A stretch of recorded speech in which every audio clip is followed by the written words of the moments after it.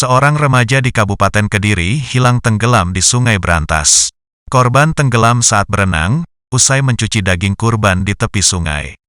Tim Basarnas dan BPBD ini melakukan upaya pencarian seorang remaja yang tenggelam di Sungai Brantas, Kecamatan Mojo, Kabupaten Kediri.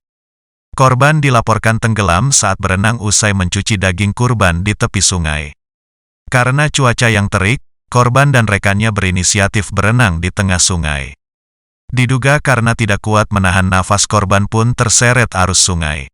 Kini petugas dari Basarnas dan BPBD tengah melakukan penyisiran sejauh 500 meter dari lokasi kejadian.